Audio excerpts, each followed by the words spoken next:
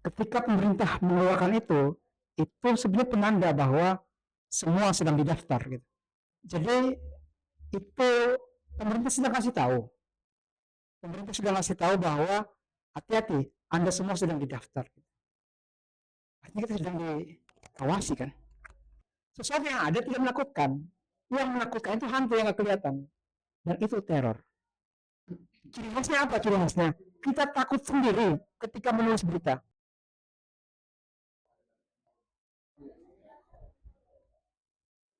Sini. Kita atau tak pegang aja.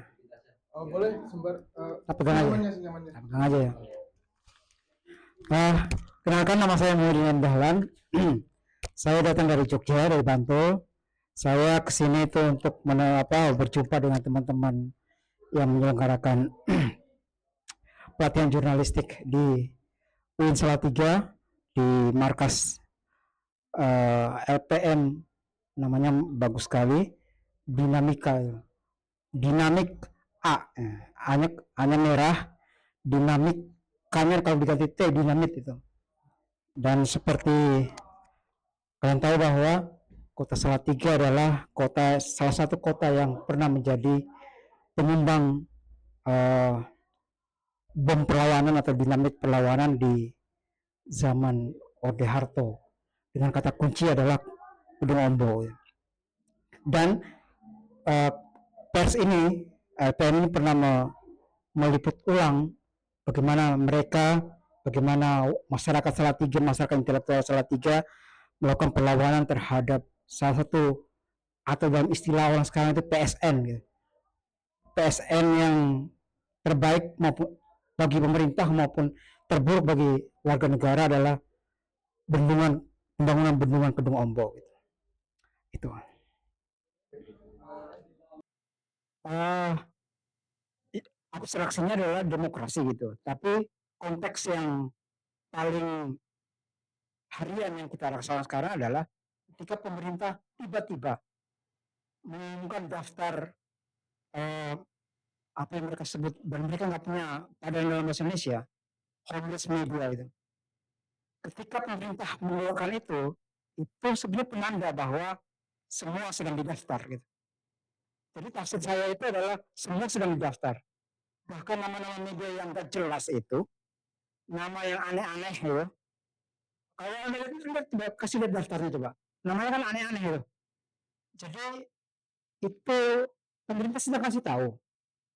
Pemerintah sudah kasih tahu bahwa hati-hati, Anda semua sedang didaftar. Kalau Anda lihat Kompas, Republika, Jawa Post, itu kan umum. Karena itu mereka adalah pemain-pemain tua gitu dalam dunia media. Tapi ketika pemerintah mengumumkan akun-akun Instagram gitu ya, akun Twitter gitu kan, sebagai homeless media, media yang tidak punya rumah, kalau dipadangkan itu gelandangan sebetulnya, artinya semua sedang didaftar. Kalau mereka didaftar, berarti warga negara, kalau itu diidentifikasi sebagai nama akun, kalian-kalian semua ini kita sedang diawasi kan. Jadi pemerintah sedang masih tahu sebetulnya secara terbuka bahwa hati-hati, kalian semua itu sedang diawasi. Ada mata intelijen, baik pengawasan secara lunak maupun pengawasan secara kasar gitu. Yang kasar adalah dilempari batu, dibakar, tuangi air keras gitu. Nah itu kasar itu. Tapi ada yang lunak itu, terornya itu lunak, hukum diawasi gitu. Nah pemerintah sedang mengerjakan itu. Dan kemarin baru saja itu adalah mereka memberitahukan kepada kita semua, warga itu, hati-hati, Anda semua sedang masuk daftar. Melihat hal itu, Gusmu sendiri melihat rezim saat ini itu sedang mengapakan? Ada watak yang tidak pernah berubah dari rezim itu. Rezim otoriter itu tidak pernah berubah dalam menyikapi media. Salah satu ciri khas rezim otoriter itu adalah mengontrol. Kontrol sampai kontrol absolut nantinya. baik kontrol nominal maupun kontrol absolut gitu. Itu wataknya tuh dari dulu. Mau ganti siapa saja, mau sipil presidennya atau bahkan tentara, apalagi gitu. Itu watak dasarnya itu. Kalau masyarakat sipil nggak kuat, mereka pasti keluar itu. Karena itu watak dasar. Itu genetika itu. Selalu ada muncul di saya misalnya tiba-tiba itu jadi presiden gitu. Kalau masyarakat sipil itu nggak kuat, gitu, saya akan lakukan itu. Karena genetik saya adalah mempertahankan kekuasaan. Dan salah satu cara mempertahankan kekuasaan adalah kontrol informasi yang keluar. Dikte bacaan. Kalian harus mendikte apa yang dibaca seseorang. Ah itu. Dikte informasi yang harus masuk ke keluarga. Yang ada di handphone. Dikte semua itu. Dan itu bekerja gitu. Jadi kalau Anda teman-teman sekalian buka gitu, sebelum Agustus 2025 FYP itu di TikTok itu kata orang FYP gitu. Itu mereka dikendalikan FYP-nya itu. Kepalanya TikTok itu dipegang itu. Makanya kemudian disensor banyak beberapa diksi itu sensor gitu. Nah itu yang disebut dengan sensor itu. Sensor itu bekerja sangat PA itu. Biasanya teman-teman sekalian, sensor itu kan hanya dikenal di film tuh, badan sensor film. Dan itu nggak dikenal. Tapi dalam sejarah kita, sensor itu dekat. Sensor itu dekat sekali. Karena dia nggak ada lembaganya, maka dia liar. Dia seperti setan gitu. Nggak tampak dia. Apa belakang itu loh, nggak tampak. Karena dia di belakang nggak kelihatan. Kalau badan sensor film kan ada. Sesuatu yang ada tidak menakutkan. Yang menakutkan itu hantu yang nggak kelihatan. Dan itu teror. Ketika yang nggak kelihatan itu bekerja di belakang, dia akan masuk ke kebudayaan nantinya. Apa itu kebudayaan? Sesuatu yang halus, sesuatu yang lunak, sesuatu yang bermain di abstraksi, sesuatu yang sensor itu ya, sesuatu yang tiba-tiba dia muncul di belakang kepala. Ciri khasnya apa ciri khasnya? Kita takut sendiri ketika menulis berita.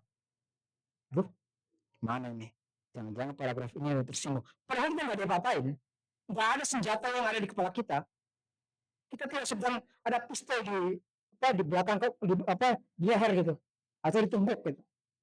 Tapi kita tiba-tiba takut sendiri gitu. Nah, itu yang disebut dengan hantu sensor itu. Kalau BSF di film itu ada lembaganya, lembaga sensor LS, lembaga badan sensor apa lembaga sensor ya? Nah, LSF ada dan mereka karena ada lembaganya mereka biasa kan langsung konsultasi gitu, langsung film itu sebelum masuk bioskop lihat mereka gitu kan. Struktural. Kalau sensor di pers itu nggak ada, sensor bacaan itu nggak ada, makanya dia menakutkan sekali hantu. Biar kita nggak tahu ukurannya apa. Tiba-tiba aja dia jadi kebudayaan, tiba-tiba aja dia ada di dalam kepala gitu. Tiba-tiba aja kita takut sendiri, lurus gitu. Aduh, misalnya video ini misalnya, tiba-tiba editor editor misalnya kata-kata ini kira-kira anu nggak ya, sensitif nggak ya? Dia bekerja dengan sendirinya tuh di belakang kepala itu. Dia menggunting videonya sendiri, nge-cut videonya sendiri, mendelete paragrafnya sendiri. Nggak ada apa itu sebelah kan sebetulnya jauh gitu. Nah itu disebut teror. Terima kasih. Masih berkaitan sama negara terhadap warganya, Gus. Gus sering membuat proyek buku yang banyak tidak disukai oleh pemerintah. Termasuk yang Gus sudah ceritakan tadi, Lekra tidak membakar buku, dan termasuk salah satunya tentu saja kronik penculikan aktivis. Kami pun beberapa ada yang punya proyek seperti itu, tapi ada ketakutan jangan-jangan nanti mengalami kriminalisasi. Bagaimana agar aman seperti Gus gitu intinya?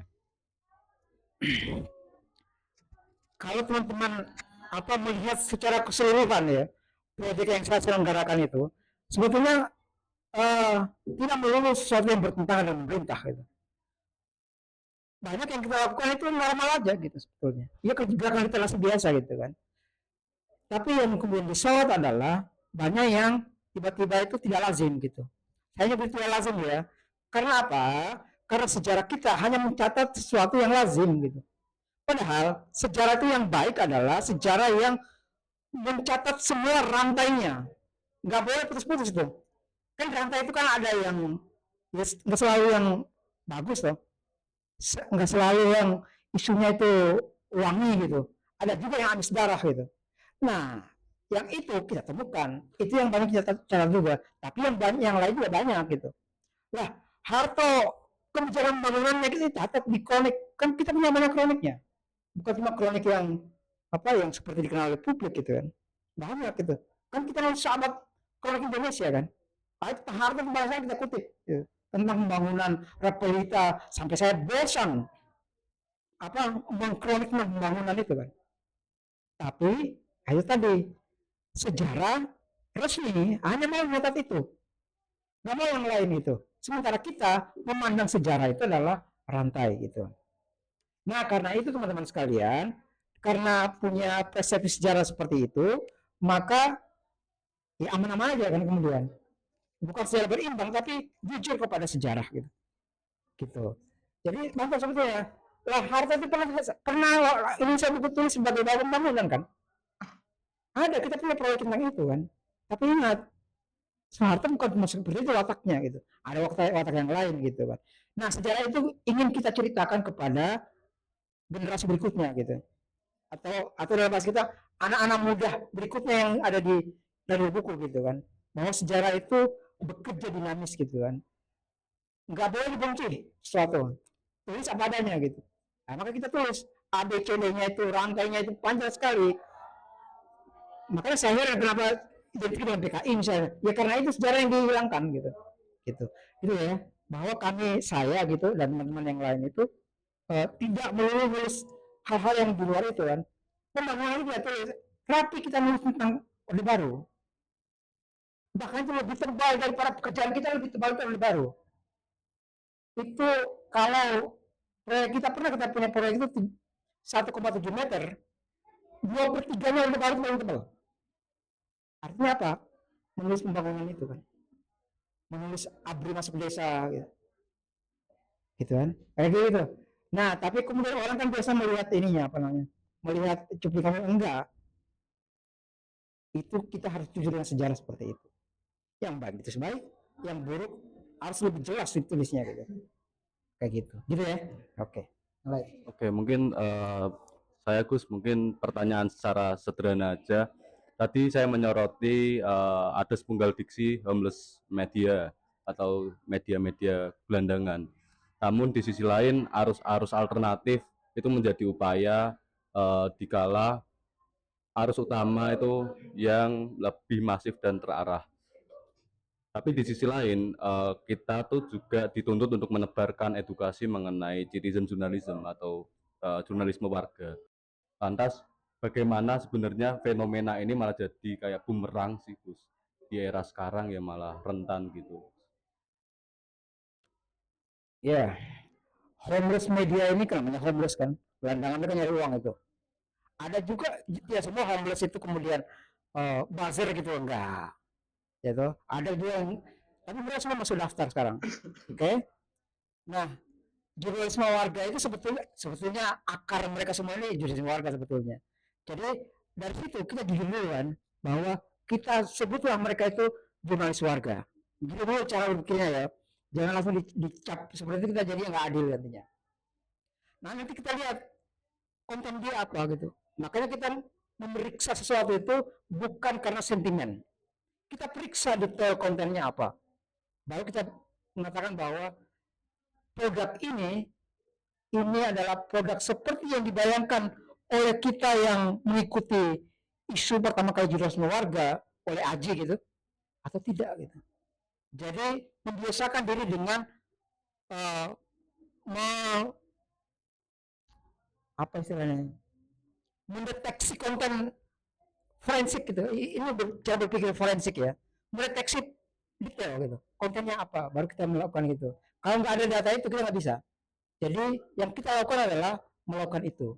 Nah, bedanya sama jurnalis yang seperti yang daftar di Dewan Pers gitu, maka hukum pertama mereka adalah validator kan, verifikasi itu.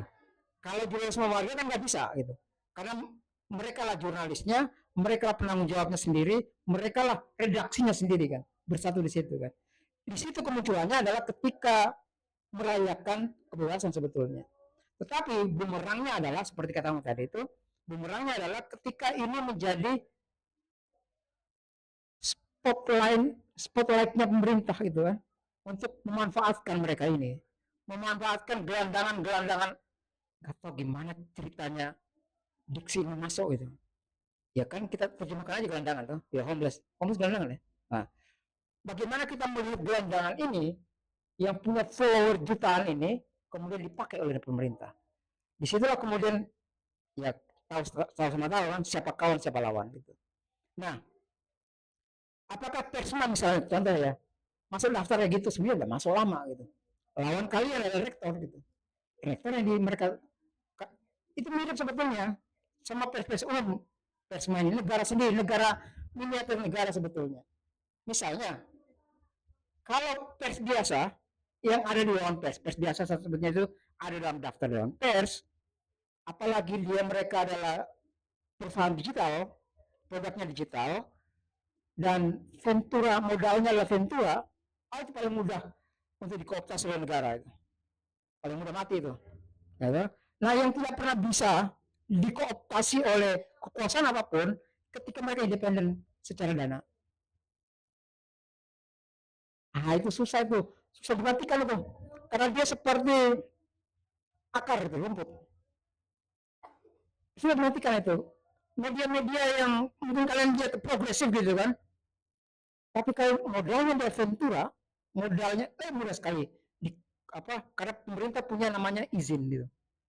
Mereka punya kekuasaan regulasi namanya sebagai regulator gitu. Mereka kancing di atas, habis ke bawah. Maka yang kita rindukan sebetulnya selain istilah jurnalisme warga adalah jurnalistik yang lahir dari rahim independen itu. Dan itu kecil. Dan itu nyebar kecil-kecil itu. Ya. Nah, media-media seperti itu. Kalau itu nggak dilatih gitu, ya susah juga gitu kan. Kita berharap pada Persma gitu kan, tapi dia adalah negara sendiri juga gitu. Lawannya jelas rektorat yang memegang kendali pendanaannya rektorat. Persma tidak pernah independen gitu. Hanya yang ada adalah bahwa mereka mahasiswa, modal mereka masih punya idealis, cuma itu doang.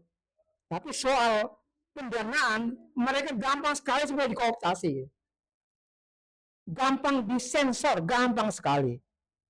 Pegang rektornya kan, rektor mana yang berani? Ya, semua yang berani kan. Rektor itu seperti Ventura, modal, pegang modalnya habis gitu. Pegang modalnya media-media online ini, yang misalnya dia tergabung ke grup Jarum gitu, kena pajak aja Jarum kan, dan BCA itu. Habislah mereka itu.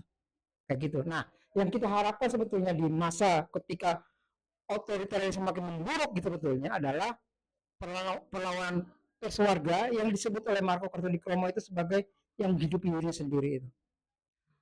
Mereka tidak mungkin menjadi pers yang konstan, ajak. Mereka adalah seperti anak-anak pang yang anak-anak street art itu loh. Datang pergi, tembak cepat pergi ya. Mereka akan begitu, situasional. Jadi bersiap-siap aja menyambut kembali datangnya masa ketika pers itu adalah situasional. Pers itu adalah zin. Apakah persma bisa jadi zin? Nah itu kita nggak tahu. Ketika demokrasi memburuk, persma itu lama-lama dia akan jadi zin. Yang terbit hanya 4 halaman. Gitu. Seperti itu.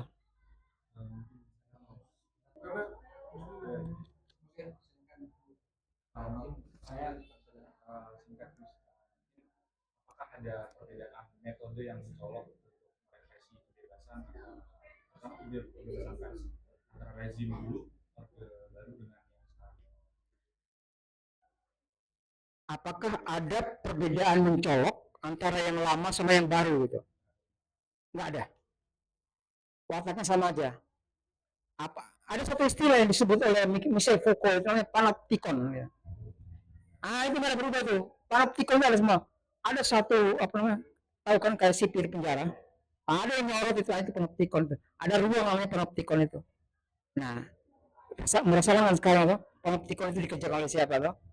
Mereka bisa bekerja dengan kasar gitu, nyiram aktivis dengan air keras, memburu anak muda, memenjarakan mereka, itu ada caranya. Tapi ada juga panoptikon yang halus gitu, yang bekerja di ruang redaksi gitu.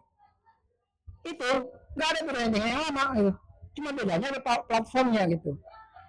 Ya, sekarang di DM, sekarang WhatsApp, sekarang ini dulu nelpon. Lah Kompas itu 78 itu beredar seminggu, 2 minggu. Beredar itu telepon, udah siap mau dicetak gitu, telepon kan. Anak nggak boleh terbit besok oleh Bakor Tanah Sudah Jaya itu, nggak terbit. Jadi via telepon gitu. Sekarang via DM. Ya, kamu jangan naik gitu. Bahkan konten itu masih diproduksi gitu kan, sudah di DM gitu, sudah ada di grup WhatsApp gitu, sama aja kan.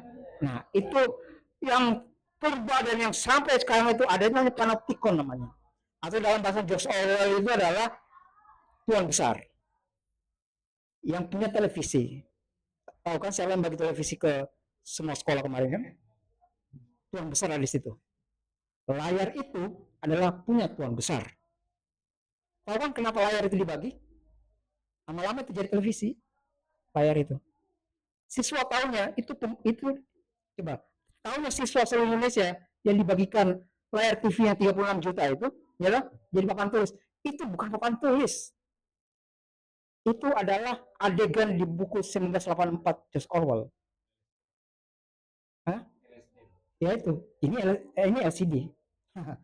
Ini sama kan? Itu tuan besar sedang mengamati Anda lewat layar itu. Jadi ketika pemerintah membantu dengan televisi itu adalah simbolik. Orang yang paham sejarah tahu tuh. Oh iya, dia lagi membagi televisi. Saya tahu mau kemana gitu. Lalu kita baca kemudian 1984 itu. Terus baca ulang itu. Atau lihat kalau Anda nggak suka baca sastra, Anda nonton filmnya aja deh 1984 itu. Ada televisi dalamnya itu. Dan tuan besar ada di situ. Ya. Dan tuan besar bisa dia nampak sehari-hari, nampak wajahnya atau tidak nampak. Itu model lain itu. Model cara lain gitu. Nah, modelnya kayak gitu. Apakah ada perubahan? Enggak. Wataknya sama aja itu. Ya udah, lihat aja misalnya. Contoh paling kecil itu bagi TV. Saya udah langsung kepala saya bergerak itu. Ingat novel itu, George Orwell itu. Oh ya pantas, itu panoptikon namanya. Jadi pemerintah lagi bergerak panoptikon itulah. Layar yang akan, dan itu sangat dramatis kan. Bayangkan dramatisnya apa? Tiap hari kita hadapi di kelas tuh, bayangkan kelas SD, SMP, SMA itu langsung berhadapan dengan papan tulis itu loh. Padahal ada tempat tulis lebih murah kan, papan tulis biasa ini loh, murah. Kenapa nggak pakai ini kan? Tapi nggak perlu, nggak pakai itu, harus pakai televisi itu loh. Bantuan namanya gitu. Dan saya membaca sebagai tukang kronik, tukang clipping gitu, membaca itu tidak lazim bantuan itu tidak lazim, bantuan itu tidak lazim dalam pola sejarah otoritarianisme, itu nggak lazim bantuan itu. Semua menganggap lazim, pemerintah lagi baiknya itulah itu yang dimulai oleh layar itu gitu.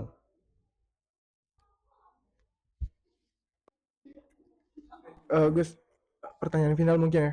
Setelah tadi beberapa variabel ternyata melebar gitu, kita mungkin kembali lagi ke, dan ini final, ke persoalan mungkin pers ya. Entah itu nanti kita ngomongin pers arus utama atau homeless media, akhirnya kita ada di koridor jurnalistik lah pokoknya. Nah, kita udah lihat ternyata bisa merefleksikan bagaimana kekuasaan hari ini itu sebenarnya tidak setiap ada nilai demokratik, tapi untuk melegitimasi kekuasaannya gitu, entah itu dengan mengkooptasi pers dengan segala infrastrukturnya atau enggak gitu. Nah, tapi kemudian kalau misalkan Gusmu diberikan mungkin kesempatan untuk hadap-hadapan dengan rezim hari ini, siapapun itu, mungkin presiden dan enteknya, apa yang mau Gusmu sampaikan gitu? Yang mau disampaikan pertama, dan ini adalah ultimate-nya, menunggu kapan K ini jadi T gitu loh. Ini. Coba kalian lihat ya. Kapan? Saya nunggu ini. Kapan Persma itu K-nya ini ganti T? Ya, kalau ini moncongnya gitu, ya, tinggal kita nunggu nih kapan ininya. Nunggu. Sementara negara terus memproduksi namanya anarko sebagai pengganti PKI kan. Dan diksi anarkisme itu diksinya VOC itu, tentara kolonial. PID itu mereka mengeluarkan terus diksi anarkisme itu. Dan itu adalah di pergerakan Islam kalau sejarahnya tahun 26 gitu. 25, 24, tahun-tahun 1900-an itu. Nah, apa yang saya lakukan ya, nunggu ini di pers mahasiswa, nunggu kapan K ini menjadi T. Jawaban saya cukup lugas lah. Iya, dan cukup metaforik. Mungkin saya pengen yang terang benderangnya lagi. Ini udah terang, ini ayo kamu lihat tuh. Coba kenapa kamu memeriahkan A-nya? Supaya dia terang. Tinggal ini kapan misalnya, tinggal kalian ganti T, mau dilingkari apa enggak gitu. Itu. T-nya kalau dilingkari. Ya, mungkin ini kan tadi metaforiknya sekarang yang lugas. Itu sangat lugas itu kan. Itu metaforik. Enggak, ini lugas sekalian. Saya udah kasih contoh. Kan saya kasih contoh. Oke. Berarti kalau saya tafsirkan menunggu bagi pers ini bisa lebih tajam lagi. Iya, menunggu salah tiga mengganti T. Jadi ya iya, gimana mereka bereaksi di Gedung Ombo gitu. Oke. Nah, spirit itu yang mungkin kita tunggu gitu. Mungkin kalau tadi arahnya ke pemerintah ketika berhadapan langsung, sekarang mungkin pesan yang Gusmu terhadap teman-teman Persma misalnya, atau harus utama mungkin yang saat ini sedang menjalankan roda pers di Indonesia. Ya, perkuat perisai pengetahuan kan, karena itu yang direbut oleh pemerintah, itu yang didangkalkan oleh pemerintah, pengetahuan itu, ya pengetahuan sejarah, pengetahuan ilmu sosial gitu, dan pengetahuan politik rezim gitu. Nah, itu kan didangkalkan itu oleh sekolah-sekolahan itu loh, kita dinabobokan oleh itu kan. Nah, itu yang perlu dikasih bobot itu, gitu ya. Makasih banyak. Sama-sama. Semoga kesempatan